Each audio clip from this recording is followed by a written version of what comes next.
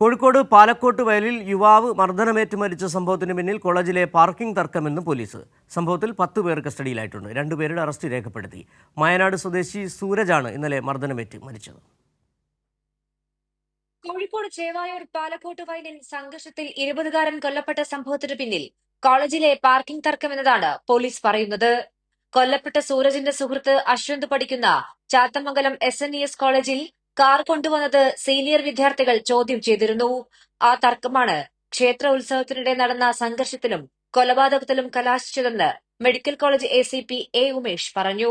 ഇത് കേവലം ഒരു കോളേജിലെ ഒരു പാർക്കിംഗുമായിട്ട് തർക്കം, അത് വളർന്ന് ഇപ്പം കാണുന്ന വയലൻസ് അതിൻ്റെ രീതിയിലേക്ക് വളർന്ന് അവിടെ ഇവിടെയൊക്കെ വെച്ചിട്ട് ഇതിനെപ്പറ്റി തർക്കമുണ്ടാവുകയും പിന്നീടത് അവരുടെ ബന്ധുക്കളുമൊക്കെ ഏറ്റെടുക്കുന്ന രീതിയിലേക്കൊക്കെ വരുന്ന രീതിയിലേക്കുള്ളൊരു ഇൻസിഡൻറ്റിലാണ് ഇങ്ങനൊരു മർഡറിലേക്ക് നീങ്ങിയത് എന്നാണ് പ്രാഥമിക വിവരത്തിൽ നമുക്ക് മനസ്സിലാവുന്നത്. കഴുത്തിനേറ്റ ക്ഷതമാണ് മരണകാരണം എന്നതാണ് പോസ്റ്റ്മോർട്ടം റിപ്പോർട്ടിലെ പ്രാഥമിക വിവരങ്ങൾ. മർദ്ദനത്തെ തുടർന്നുണ്ടായ ശ്വാസതടസ്സവും മരണകാരണമായി. ഒരു ജുവനൈൽ ഉൾപ്പെടെ 10 പേരാണ് സംഭവത്തിൽ നിലവിൽ കസ്റ്റഡിയിൽ ഉള്ളത്. കൈരളി ന്യൂസ്, കോഴിക്കോട്.